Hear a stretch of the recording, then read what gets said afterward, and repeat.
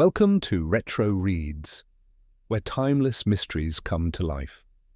Today a new case awaits, full of twists, secrets and thrilling revelations. Settle in, relax, and let the adventure begin.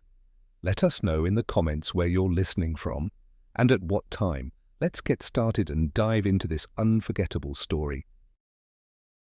That morning, Nero Wolfe was communing with a Cattletonia hybrid that had refused for 6 weeks to bloom.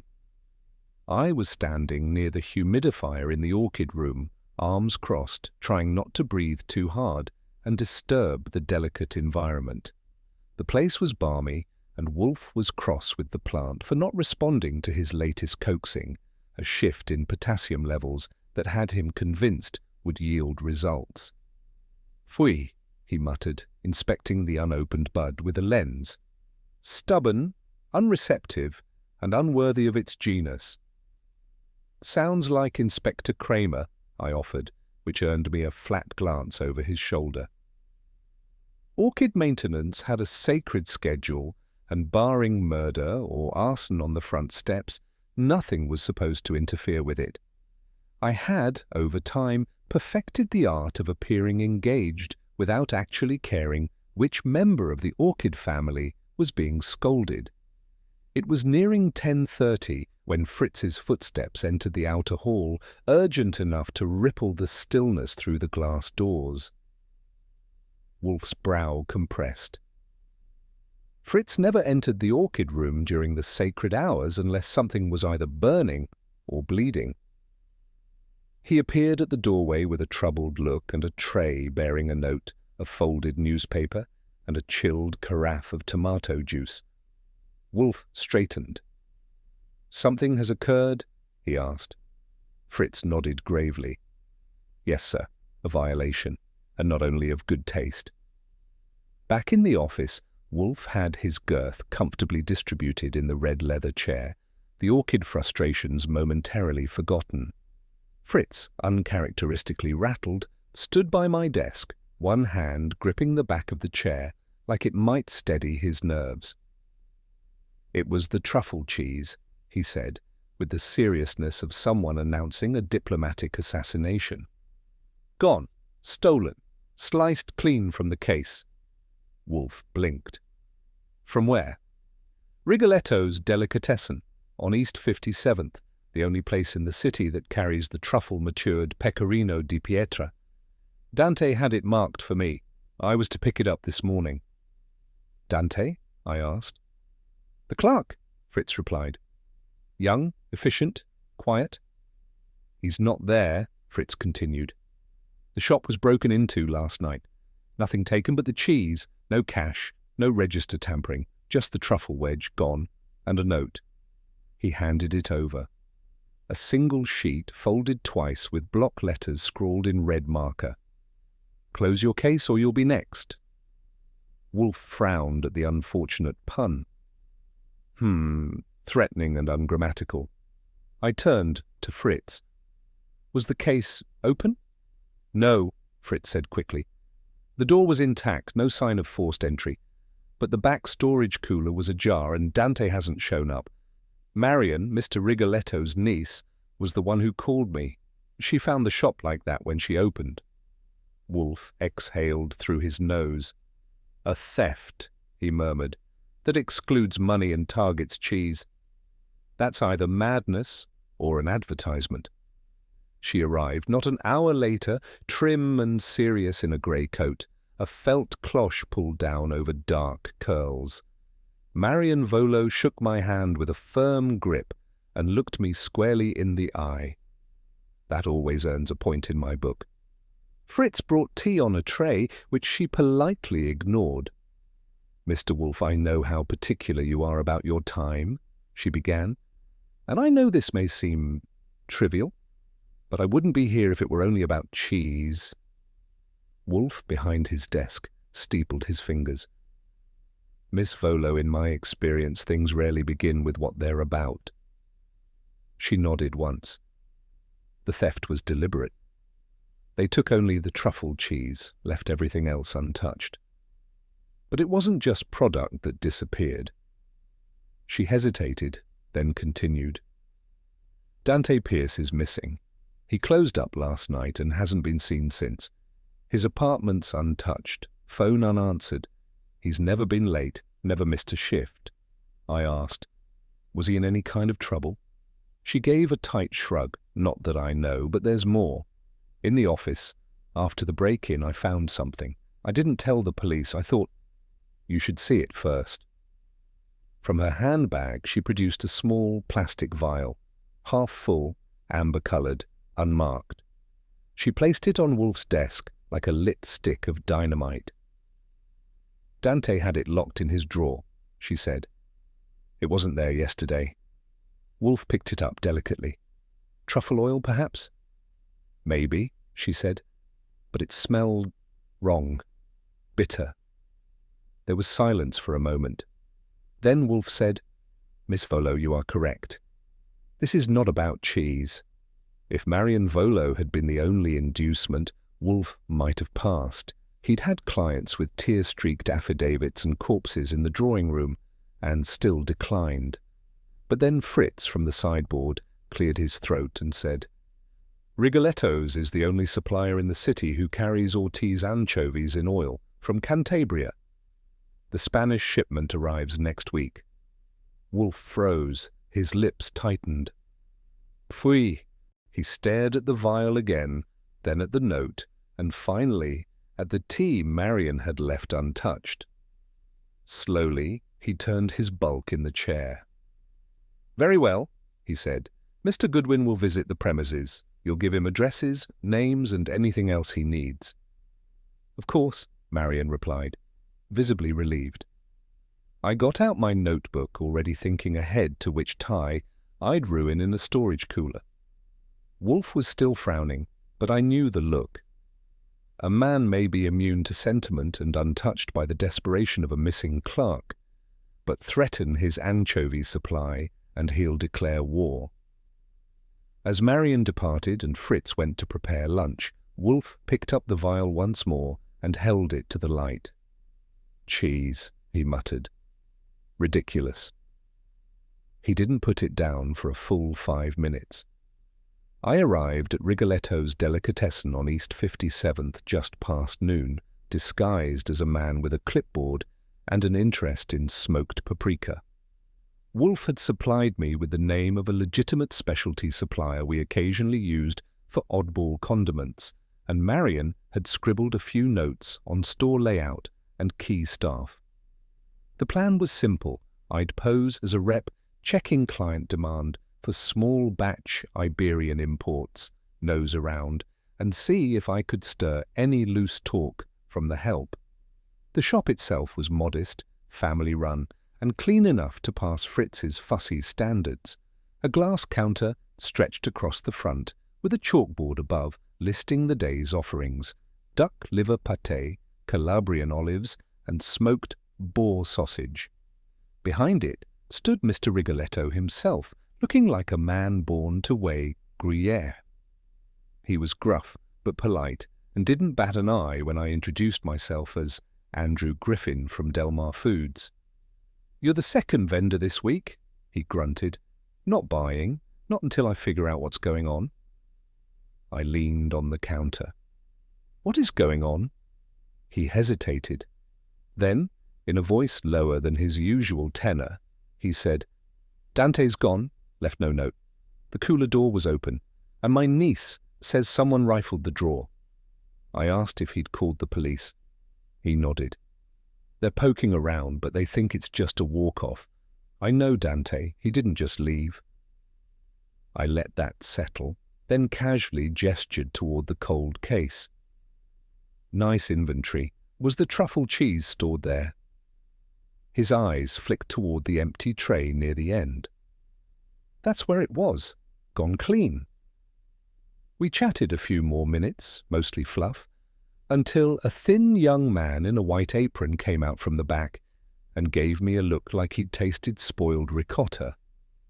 I thanked Rigoletto and left, but not before taking a slow walk behind the counter. Near the leg of the shelving, half buried in dust and bits of wax paper, was a small glass vial, It smelled faintly of fungus and something acrid. I took out my handkerchief, wrapped it carefully, and slipped it into my coat pocket. As I left the shop, I called Wolfe from the first available phone booth. He answered after 2 rings. "Goodwin. I have the vial and a name, Dante Pierce, still missing." "Return," Wolfe said. "Bring the vial." He hung up. I wasn't surprised. Nothing wakes Wolfe's appetite for deduction like a foul-smelling bottle and a missing man with a fine taste in cheese. Back at the brownstone, Wolfe examined the vial with a sniff, then passed it to Fritz, who confirmed what we all suspected. It wasn't standard truffle oil. "There's something wrong," Fritz murmured. "It's sharp, metallic. I'd never use this." Wolfe nodded once, then turned to me. "The rival shop, across from Rigoletto's. Did you notice it?" "I did," I said. "Clean, flashy. It's called Carmel's Fine Imports. The window displays make Rigoletto's look like a soup kitchen." "Owner?" "Leo Carmel. Tall, neat beard, likes to wear vests. Reputation for charm and ego in equal parts." Wolfe gestured toward the phone on my desk. "Saul." That was all. I dialed Saul Panzer, who picked up in 4 rings with his usual efficiency. I gave him the name, address, and the bare essentials. Saul didn't need coaching. I asked him to begin quiet observation. No contact, just pattern analysis. Carmel's associates, deliveries, off-hours visits, all of it. "Got it," he said. "I'll call in tonight." I hung up and looked at Wolfe. "Do you think Carmel's behind it?" I asked. "I think," Wolfe said slowly, "that someone used the theft to conceal something more odious. If Mr. Carmel is responsible, he will reveal himself soon enough. If not, Saul will tell us who is." He rose from his chair with difficulty, the vial still in his hand. "Until then, I must prepare the stomach. Fritz, cold chicken and sauerkraut. Mr. Goodwin, remain available." "Always am," I said, "especially when lunch is involved." After I finished my second cup of Wolfe's preferred Indonesian blend, I figured it was time to make another round on East 57th. This time, I walked into Carmel's Fine Imports with no clipboard, no alias, and no illusions of subtlety. Carmel's was sleek and modern, the kind of place that arranged figs like Fabergé eggs. The shelves gleamed, the tile floors glistened, and the clerk behind the counter had a beard so symmetrical it looked licensed. Leo Carmel himself wasn't there, but I made nice with the help and poked around just enough to be noticed. After a few minutes of mild questions and fewer answers, I stepped back out and strolled into the alley behind the shops. A cigarette vendor, loitering by the loading dock, had a story to share. For the price of 2 lucky strikes and a promise not to repeat his name, he mentioned something peculiar. "FDA was here Monday," he said, tapping ash onto his shoe. "Showed up like hornets, went through Carmel's like they were hunting diamonds, all clipboard and attitude." "Routine?" he snorted. "Nothing's routine when it comes with flashlights and gloves. Hadn't seen 'em in months before that." I thanked him, filed the detail, and moved on. Back at Rigoletto's, I asked Marion if they'd had any inspections lately. She shook her head. "Not in over a year. We're due, but nothing scheduled." I let her words hang while I studied the ledger behind the counter again. The lines were neat, the columns crisp, but something tugged at the back of my mind. A ledger tells you what's there. Sometimes it also tells you what's missing. I didn't mention the FDA yet, not until I had something better than sidewalk gossip. But in Wolfe's world, timing was never irrelevant, and inspections didn't bloom coincidentally across the street from missing clerks and truffle oil sabotage. I was about to head out when a stack of inventory slips fell from the shelf behind the counter. Marion knelt to help gather them, and that's when I spotted it, tucked against the wall near the refrigeration unit, just behind a box of canned anchovies, a second vial. Unlike the one I'd found earlier, this one was open and empty. No label, slight oil residue lining the bottom. I didn't touch it. Marion saw my stare and followed it. "That wasn't there yesterday," she said quietly. "No," I agreed. "And you keep this shelf stocked daily?" "Every morning." I fished out a clean handkerchief from my coat and carefully wrapped the vial before slipping it into my inside pocket. I had a growing suspicion Wolfe would want to compare it to the first, and possibly subject them both to something sterner than Fritz's nose. "Anything else go missing?" I asked. She shook her head. "Just the truffle cheese. That particular wheel had arrived last week. We were saving it for a private order." "From Fritz?" "Yes." I gave her a faint smile and turned toward the cooler. The shelf it stood on had two small bolts anchoring it to the wall. One was loose, and wedged behind it was the torn corner of a delivery receipt, barely legible but stamped with yesterday's date. I left it where it was and made a mental note. You didn't need fingerprints in Wolfe's world. You needed threads. And this one was starting to stretch in an uncomfortable direction. Back in the shop's office, Marion let me flip through the ledger under the pretense of reviewing product margins, which meant she knew I was snooping and wasn't going to stop me. The book was thorough, handwritten with a steady hand, columns labelled meticulously, and each page initialed at the bottom. But one date stood out: last Friday. There was no entry for it.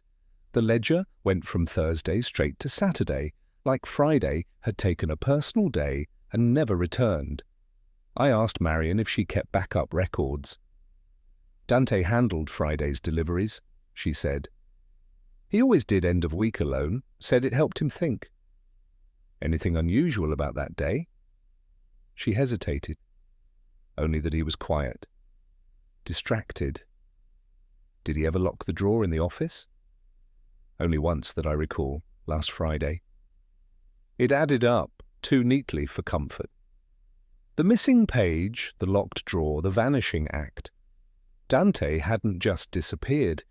He'd left a trail and someone had tried to snip it mid-stride. I copied down the surrounding ledger entries, careful not to alert Rigoletto, and pocketed the notes.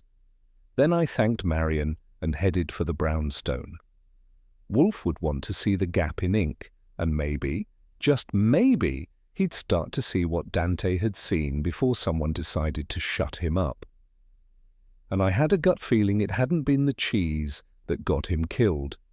The call came just after 7 a.m., a time Wolfe considered barbaric for any communication not related to breakfast. I was halfway through my second cup of coffee when I picked up the phone. Saul's voice was low and clipped. "They found him," he said. "Dante?" "Yeah. Cold storage unit in the back of Carmel's warehouse. Dead." I sat up straighter. "Who found him?" "City Health.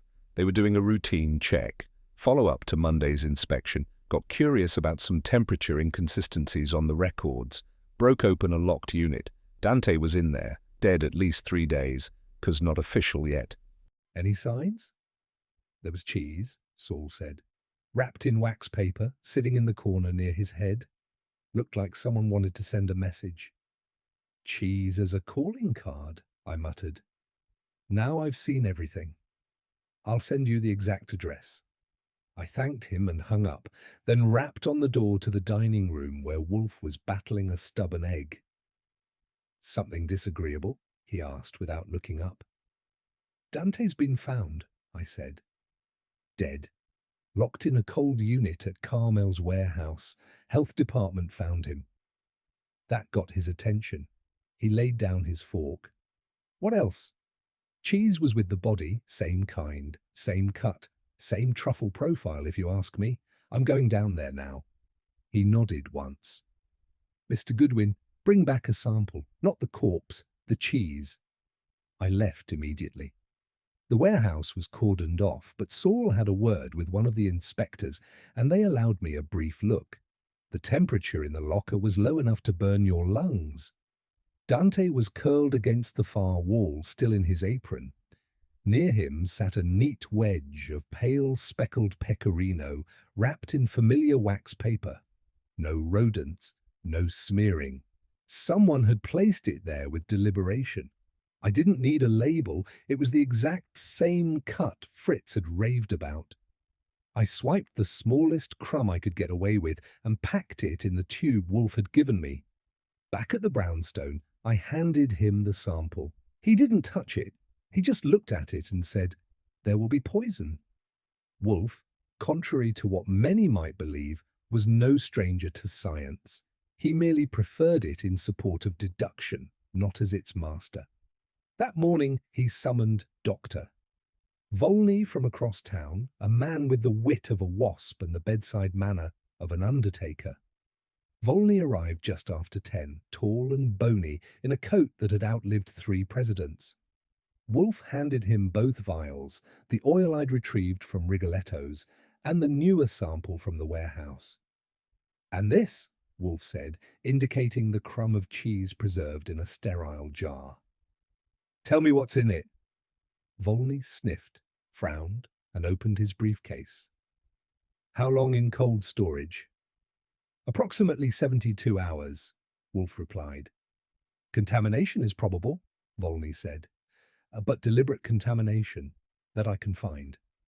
He worked in silence for 20 minutes, while Wolfe sat like a stone, and I tried not to sneeze from the fumes. At the end of it, Volney exhaled through his nose and straightened up. "There's botulinum present," he said. "Rare strain, toxic in small doses. The cheese is only a carrier. The real punch came from the truffle compound infused into it." "Infused," Wolfe echoed. "Yes, this was no accident. The oil acted as a vehicle. Bacteria survives in the anaerobic conditions of improperly stored truffle infusions. Someone knew exactly what they were doing." Wolfe gave a small grunt, and his gaze shifted to me. "The first vial?" "Came from Rigoletto's back room," I said. "The second was from behind the counter, both within reach of Dante." Volney added, "If Dante tasted this, he might not have died immediately, but death would have followed within hours. Or," he looked pointedly at Wolfe, "he may not have eaten it at all. Someone else may have used it to kill and planted the rest." "That," Wolfe said slowly, "is the question." He dismissed Volney with a curt nod and didn't speak again until the front door clicked shut. Then he turned his head toward me. "Mr. Goodwin, fetch Saul. And the girl." "Marion?" "Yes." "She has withheld something." I lifted an eyebrow. "You sure?" "No," Wolfe said, "but she's afraid. And someone has made her so." That was all the proof I needed. I reached for the phone and started dialing. By the time Marion arrived at the brownstone, Wolfe had already taken his seat behind the desk, glowering at the wax-sealed jar that now sat beside the first 2 vials.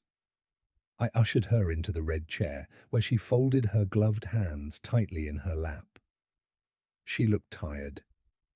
Not the fatigue of missed sleep, but the drawn, brittle look of someone whose certainty had been cracked open.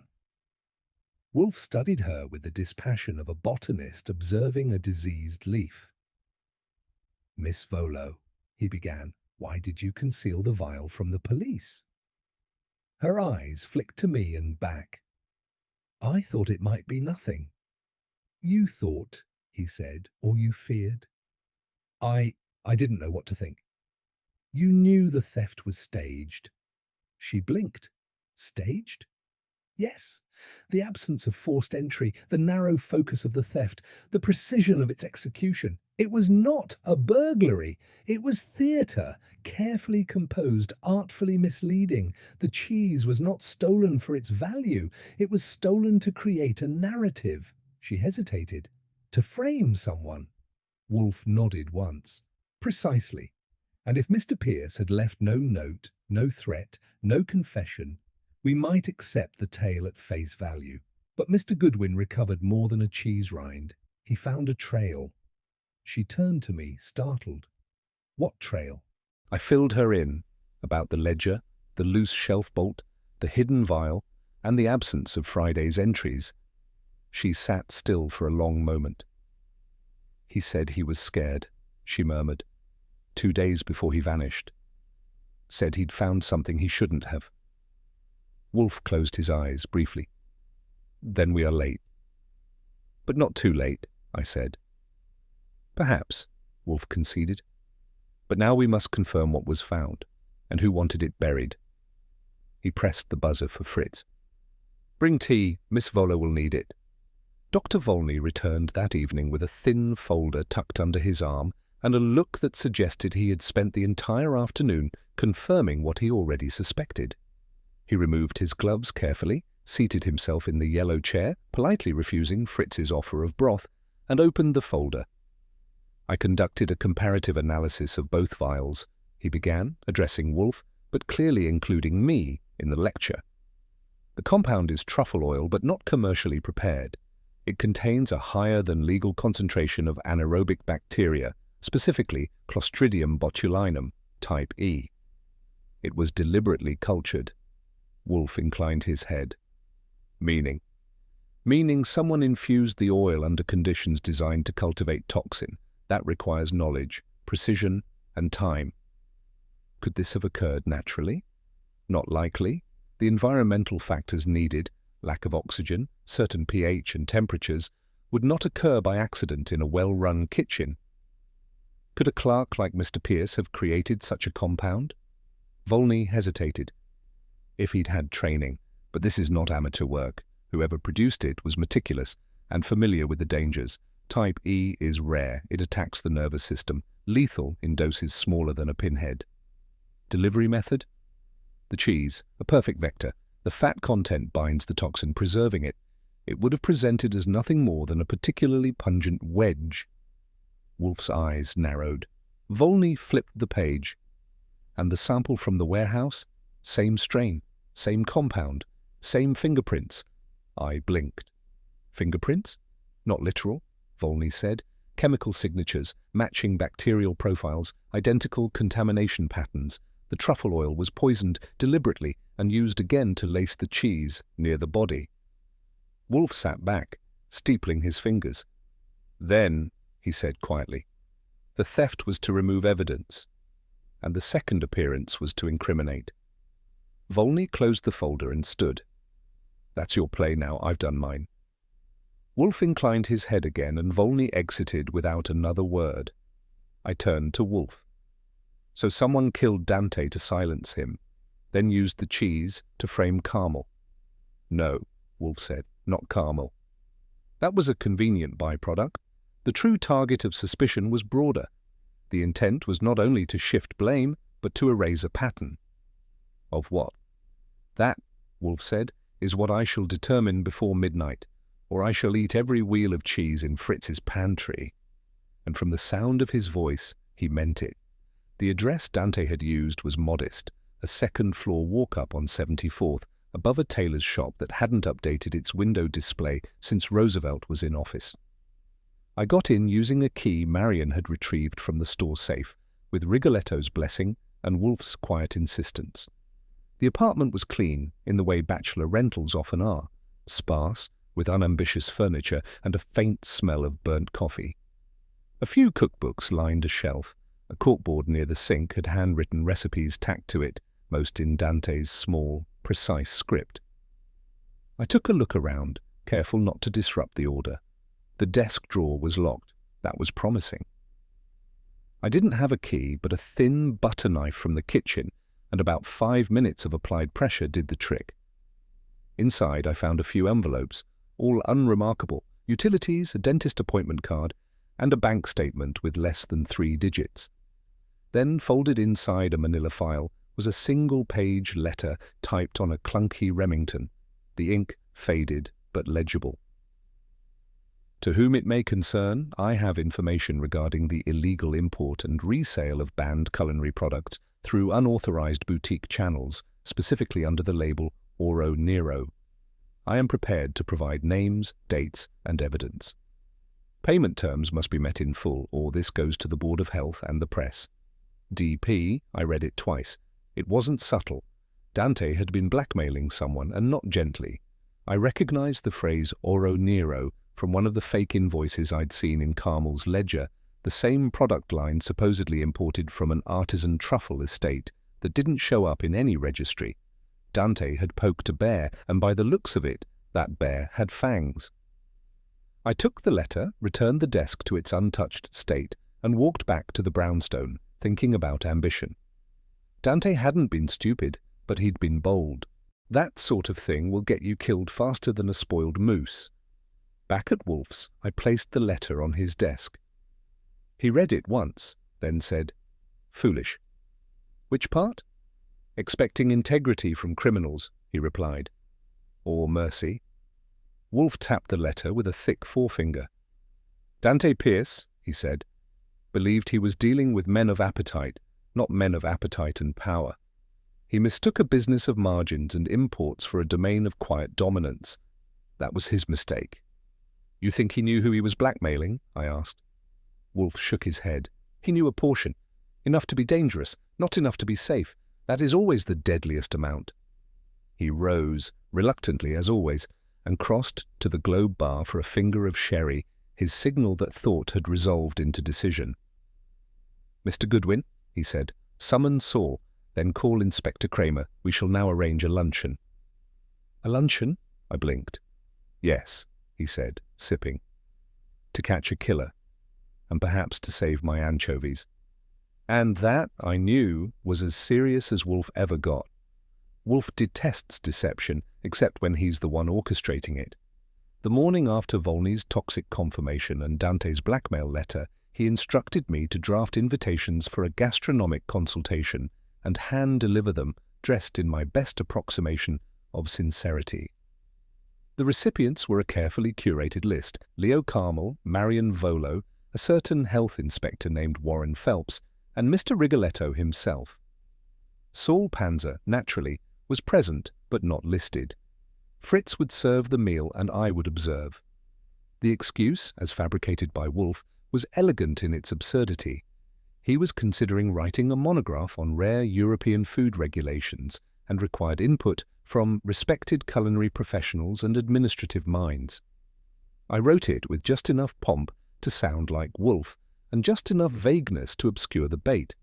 Wolfe, for his part, remained seated behind his desk as I delivered the missives. He reviewed the menu with Fritz, like a general approving troop movements, the pièce de résistance, a delicate mousse, soft cheese, blended with white truffle essence, precisely mimicking the original dish, but made safely under Fritz's scrutiny and without a molecule of bacteria. "The same appearance," Wolfe said, "but harmless." "Unlike the one that killed Dante," I added. He gave a small nod, then returned to his book. By the time our guests arrived, the dining room had been transformed into something halfway between a food symposium and a diplomatic trap. Fritz had laid out small tasting plates on individual silver chargers. Wine glasses had been filled precisely halfway. The mousse rested innocently on the left of each plate, dusted with fresh thyme. Wolfe greeted them cordially, standing even, which meant he was already annoyed. The guests took their seats with varying degrees of confusion. Carmel wore the tight-lipped smirk of a man who expected to be flattered. Rigoletto looked suspicious but calm. Marion was tense, polite. Inspector Phelps was pale under his collar and refused Fritz's offer of sparkling water.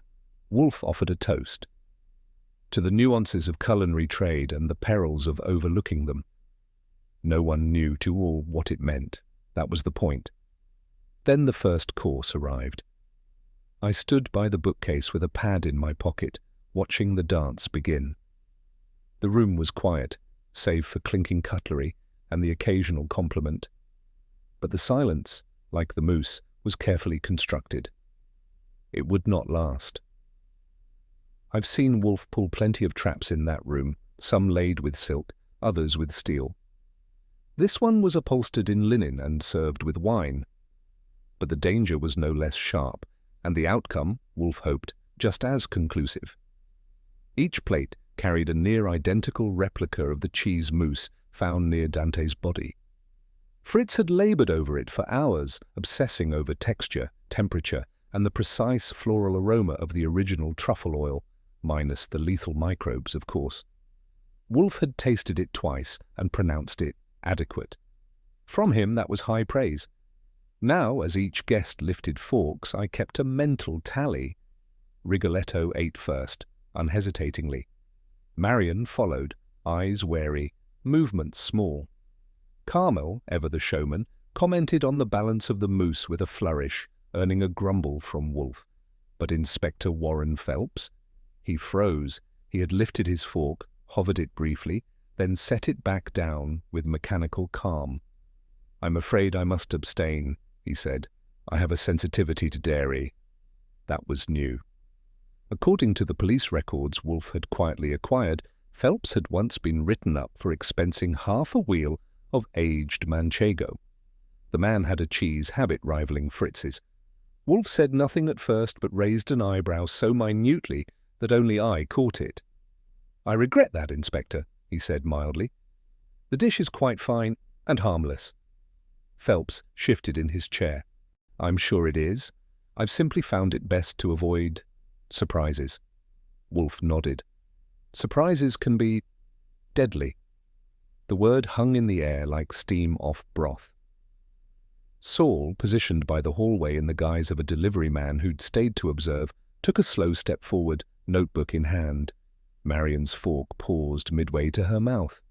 Carmel raised both eyebrows and leaned back. Wolfe took a sip of wine, then spoke again. "I find it curious," he said, "how one can distinguish a dish's danger without tasting it." No one answered. I kept my eye on Phelps. His lips were pressed so tight they looked bloodless. And when he reached for his water, his hand shook just enough to clink the glass against the rim. Wolfe noticed too. "The mousse, Inspector," he said softly, "is missing only one ingredient. Your fear." And with that, the trap began to spring, not with a bang, but with butter knives and quiet panic. The air in the dining room had gone dense. Wolfe, of course, remained undisturbed. He'd set the hook and now waited for the line to tighten. Phelps was chewing his lower lip. Marion's eyes moved between plates like a novice chess player, realizing she was 10 moves behind. Carmel had turned theatrical, crossed arms, pouting lips, and a mild sneer. It was almost charming, if you liked your smirks with a side of fraud. Then Saul moved. Calmly, like he was strolling through the park, he stepped up beside Wolfe's chair and handed him a small, folded slip of paper. Wolfe took it, read it silently, then gestured toward the tray by his elbow. I handed it over. It was a box, plain, unmarked, save for a sticker in fine script, Oro Nero Imports, Alba Division, Piedmont, Italy. Wolfe turned to Carmel. "You know this label?" Carmel's expression didn't change. "It's truffle oil, fancy branding. We've used it." "Used?" Wolfe echoed. "It is still on your inventory sheet. 3 bottles delivered this week."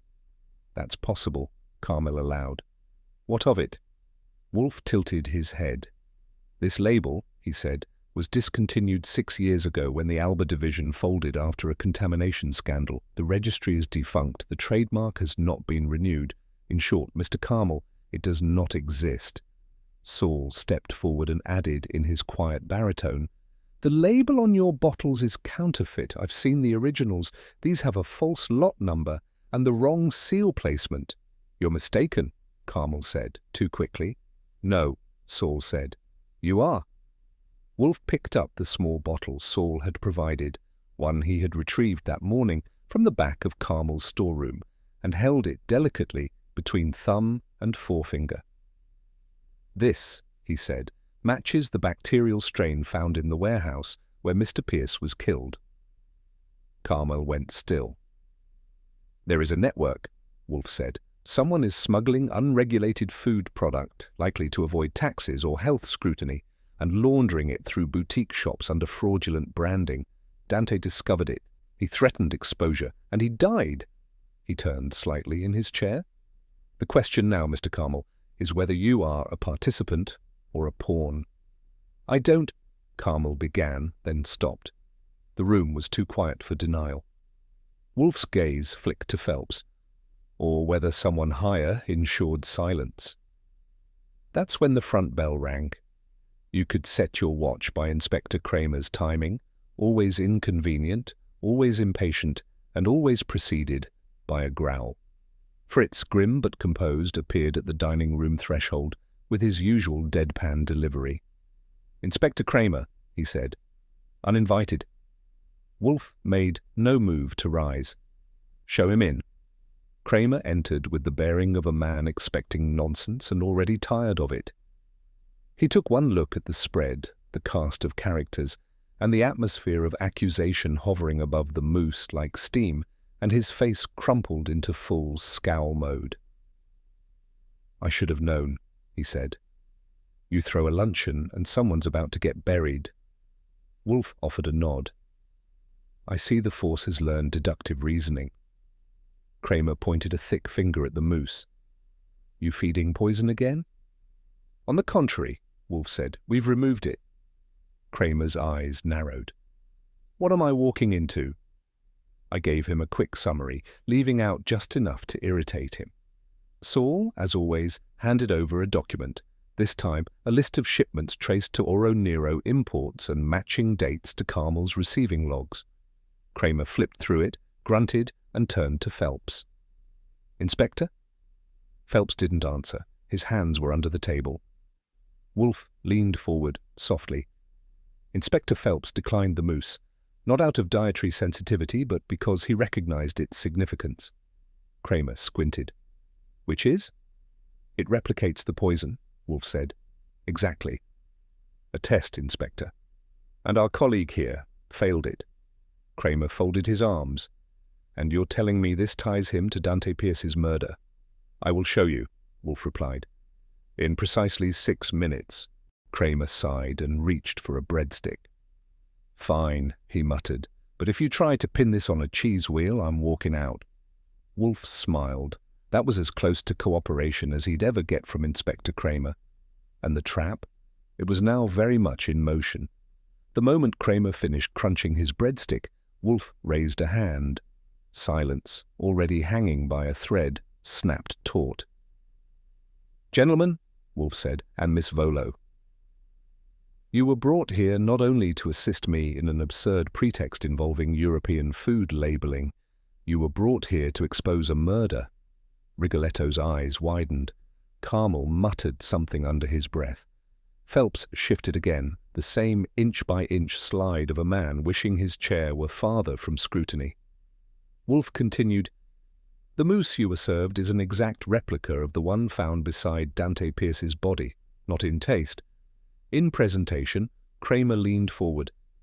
"So you poisoned your guests?" "Don't be dense," Wolfe replied, almost kindly. "It is harmless, but it was presented as though it were not." He paused. "Every one of you, save one, tasted it. That was not a matter of palate. It was a matter of knowledge." Phelps cleared his throat. "I told you, I have a sensitivity." "Which developed conveniently between the manchego you consumed last month and this morning?" Wolfe asked. Kramer turned to Phelps. "You didn't mention a dairy issue." "Some things are personal." "Indeed," Wolfe said. "Fear is very personal." Marion stood, trembling. "Inspector, he knew. He told me last week that a routine inspection was coming, but Rigoletto's wasn't on the list." Wolfe nodded. "Because it wasn't routine. It was targeted, meant to distract, to shield someone else's activity." Saul stepped forward and placed 2 photographs on the table. One showed a shipping manifest from a warehouse in Hoboken. The other showed Phelps speaking to a delivery driver outside Carmel's shop. Same driver, same day. Kramer stared at the photos, then turned slowly to Phelps. "You care to explain this?" Phelps opened his mouth and closed it again. Wolfe rose. Dante Pierce discovered an illegal supply chain. He thought he could leverage that knowledge. Instead, he was silenced by someone who knew how to use a toxin and a cold locker. Phelps's hand trembled as he reached for his water glass. It tipped, clattering against the charger. Rigoletto spoke, low. "You killed him." Carmel, for once, said nothing. Wolfe sat again. "Inspector Kramer, I believe you now have enough. Kramer nodded grimly. Yeah, I think I do. After the statements were taken and Phelps was led, silent and pale, to the door with Kramer at his flank, the room cleared quickly. Carmel declined coffee. Rigoletto apologized for the drama and left with Marion, whose expression had shifted from worry to resignation. Fritz began collecting dishes like a man reasserting dominion over a world that had momentarily unraveled. Wolfe remained at the table, his massive frame settled like a boulder unmoved by the storm. I leaned against the bookshelf, waiting. You didn't accuse him directly, I said. No, Wolfe replied. But I didn't need to. The moose did it. He reached for the wine glass and took a small, satisfied sip. Psychological traps, he murmured, require silence as bait, not force. I nodded. You knew he wouldn't eat it. It was a certainty.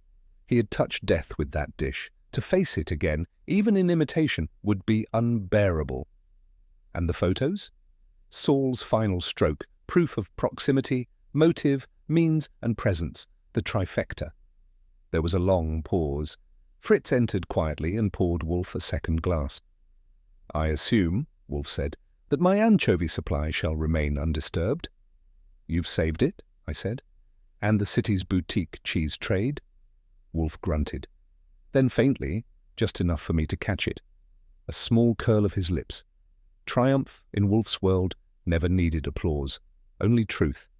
Wolfe's office has played host to more confessions, confrontations, and psychological collapses than most courthouses, and that afternoon it resumed its regular function as an intellectual execution chamber. The chairs were arranged in a semicircle, Marion Volo, Leo Carmel, Rigoletto, and reluctantly escorted by a pair of plainclothesmen from Midtown South, a grey-faced Warren Phelps. Kramer stood at the bookcase with his arms folded, chewing an unlit cigar and wearing his usual expression of civic irritation. Wolfe, seated at his desk, did not rise. That would have implied urgency. And urgency was for lesser men. He looked around the room, letting silence settle like a fine dust. Fritz stood just outside the door, and Saul sat quietly at the rear, still and watchful. Thank you all, Wolfe began, for returning. No one thanked him back. I have arranged this meeting, he continued, to illuminate what transpired in the days leading to Dante Pierce's death, and to clarify the motive, means, and minds behind it. Rigoletto cleared his throat. Then you know who killed him? Wolfe glanced at him. Yes. No flourish, just fact. However, he said, before we reach that terminal point, the context must be constructed. We are, after all, civilized. I was by the Globe Bar, pad in hand, doing what I do best, looking sharp and staying quiet. Wolfe's eyes moved to Phelps, who was sweating through his collar. Carmel sat rigidly, but his fingers tapped a steady rhythm on the armrest. Marion's hands were laced tightly in her lap. No one moved. Wolfe cleared his throat and began. There is a fantasy, Wolfe said, that the gourmet trade is a genteel profession, a realm of fussy ephemera, cheese, oils, wines, served with charm and civility. In truth, it is as cutthroat as diamonds or pharmaceuticals, particularly where import and authenticity are concerned. He gestured toward the side table, where 3 items had been carefully placed, the vial of truffle oil, the forged shipping manifest, and a wedge of untouched moose wrapped in wax. These are not culinary ornaments, he said. They are instruments of deception. He turned to Marion. Mr. Pierce discovered that Oro Nero, the label under which truffle oils and cheeses were being sold, was a fiction, a ghost brand, shut down years ago after a botulism scare in Piedmont. Yet the bottles reappeared, with fresh seals, fraudulent lot numbers, and no import taxes. Kramer grunted. And someone was making a killing. Indeed, Wolfe said, until Dante attempted one of his own. He shifted his gaze to Phelps. Dante Pierce was not a blackmailer by profession, but desperation, like truffle oil, brings out strong notes under pressure. He wrote a letter, unsigned but unmistakable, threatening to expose the illegal supply chain unless compensated. Wolfe turned back to his desk, folded his hands. He delivered that letter to the only person in the chain who could silence it without consequence, the health inspector overseeing boutique shop certifications, Mr. Phelps.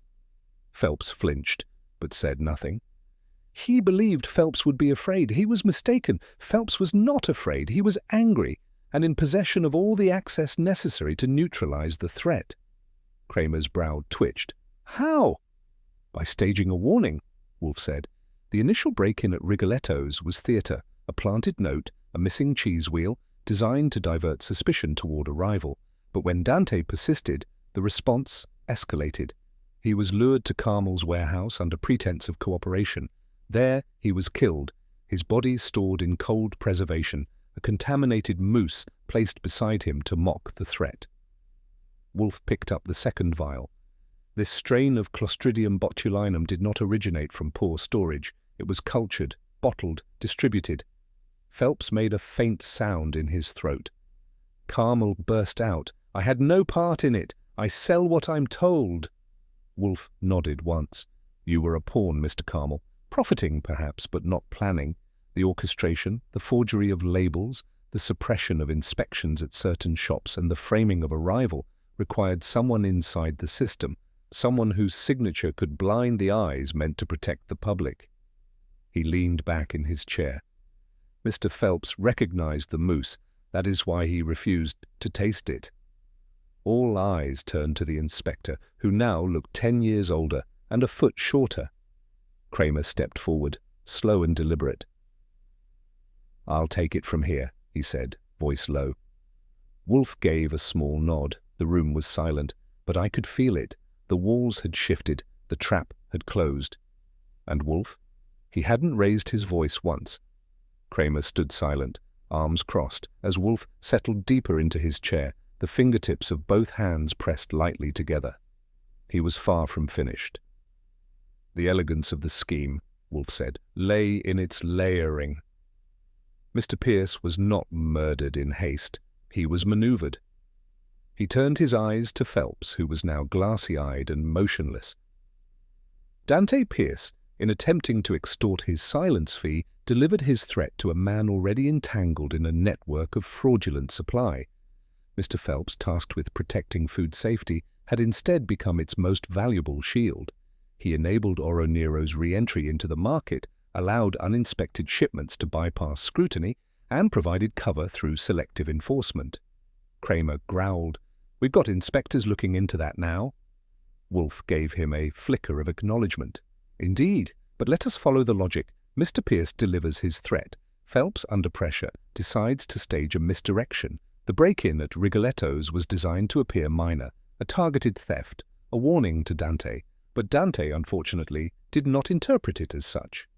He persisted. Thus, escalation. I interjected. The real kill switch. Wolfe nodded. Correct. Mr. Pierce was summoned under a pretext we have not yet uncovered, but undoubtedly one involving his supposed leverage.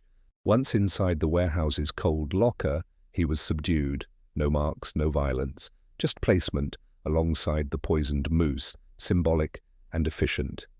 He turned back to the desk and tapped the manifest from Carmel's inventory. The mousse was not merely planted for theatricality, it also served to direct attention elsewhere. By mimicking the Rigoletto break-in, it would seem the rivalry had turned lethal. Mr. Carmel, pompous though he may be, was an easy suspect. "Hey," Carmel began. Wolfe silenced him with a glance. However, what the killer did not anticipate was the forensic traceability of the bacteria strain, or that Mr. Goodwin would recover a vial at Rigoletto's matching that found near the body. The bacteria was the same, the oil the same, but the location... He turned slowly to Marion. "You recall finding that second vial?" "Yes," she said softly. "Near the back shelf, where the anchovies were stored." "And you did not put it there?" "Of course not." Wolfe nodded again. "Then we must ask, who did? And why was it planted in a location Mr. Phelps had no reason to access?" Kramer took out his notebook. "And your answer?" Wolfe leaned back. "The answer," he said, is in the misstep. In staging a frame, Wolfe continued, the killer must be precise. Where to plant evidence, how to guide suspicion, what to remove. But in this case, Mr. Phelps erred. He turned to Kramer. The contaminated truffle oil found at Rigoletto's was meant to suggest complicity, or at minimum, contamination due to negligence. But Rigoletto's was not part of the distribution ring. The oil had no reason to be there. It had not appeared in any invoices. No customers had requested it. And yet, there it sat, behind a shelf, near a box of anchovies. Exactly where Fritz would look, I added. Wolfe inclined his head. Yes, that was the misstep. Kramer looked up. So the vial was meant for Carmel's, but got planted at Rigoletto's instead? Precisely. Mr. Phelps, under pressure, either confused the location or acted hastily. He planted a contaminated vial to make it appear that Rigoletto's had purchased dangerous product, but Fritz, whose taste and precision are beyond reproach, noticed immediately. That discrepancy led Mr. Goodwin to examine the area more closely, and that led to everything else. Marian's eyes widened. So the whole thing, Dante's death, the cheese, the frame-up, it all unraveled because someone didn't know where Fritz keeps his anchovies? Correct, Wolfe said, which is why I never underestimate a cook. Kramer let out a low whistle. All this because one man wanted to hush a blackmailer and protect his racket. Wolfe said nothing. Saul stepped forward with the final invoice, the one showing a forged delivery from Oro Nero, dated the day after Dante disappeared, with Phelps's signature confirming receipt and inspection. Dated the day after, Wolfe said calmly. A document created after the murder to cover the removal of evidence. Kramer took it, glanced over the details, and muttered, "That'll do." Wolfe leaned back once more. Mr. Phelps did not anticipate the persistence of flavor or of evidence. I looked at him. So it was the oil that tripped him? No, Wolfe said. It was the arrogance. Phelps said nothing. He was no longer sweating. He was simply quiet. Wolfe folded his hands. I believe, he said, we may now proceed to justice. And no one in the room dared disagree. Wolfe sat motionless, his bulk settled in the red leather chair, as if the last hour had been spent in idle conversation rather than a meticulous flaying of deception. But I knew the signs. His right eyebrow had lifted by exactly 3 millimeters, and his fingers now steepled with a sharpness that meant one more card was yet to be played. "Mr. Phelps," he said, "you made a grave error in assuming silence could be maintained indefinitely." Phelps didn't answer. His lips had flattened into a white line. Saul, who'd been seated at the far end of the room until now, rose with Wolfe's subtle nod. From his inner pocket he drew a small reel of magnetic tape and a typed transcript. He passed both to Wolfe, then retreated. Wolfe unfolded the paper. 2 days ago, he said, Mr. Panzer intercepted a telephone call routed through a third-party relay service. The call was placed from a number registered to your office line at the Department of Health. He looked up. The content of that call was an order confirmation, a shipment containing 2 cases of false-labeled Oro Nero truffle oil was to be received at a private warehouse in Long Island. Delivery time, 10:30 p.m. this evening. Phelps exhaled slowly, as if trying to release something deeper than air. I need not point out, Wolfe continued, that arranging delivery of contraband gourmet goods while under suspicion of murder and fraud is ill-advised. Kramer took the tape and transcript from Wolfe, flipping through the top sheet. His jaw tightened. Phelps's voice cracked. "You can't prove I killed him." "No," Wolfe said, "but the toxin can.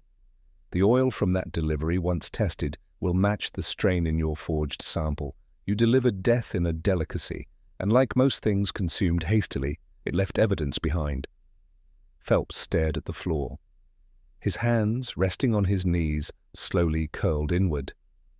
Wolfe leaned back, satisfied. Kramer didn't need a confession, not now. "Let's go," he said flatly. Phelps rose with the mechanical grace of a man who'd already lost every card.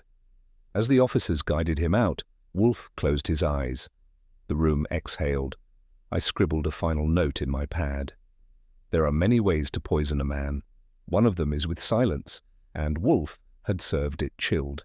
That evening, the brownstone took on the rarest of atmospheres, one of mutual contentment. No open cases, no corpses in cold lockers, no inspectors at the door, just Fritz in the kitchen, rattling pots like cymbals in a private orchestra. The dining room was set with extra polish down to the antique silver salt cellars Wolfe insisted on using when he felt expansive. I was already seated, napkin in lap, when Fritz emerged with the dish of the hour. It was, in theory, a celebration.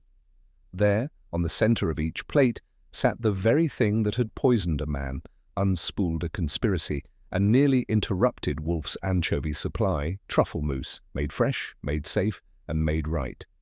Wolfe regarded it without comment. Fritz beamed. His version of a full grin was a subtle lift at one corner of the mouth, and stood by until Wolfe took the first bite. I followed suit. The mousse was smooth, airy, and finished with the faint, earthy perfume of white truffle. If guilt had a flavour, it had been replaced here by redemption. I raised my fork for another helping and leaned back.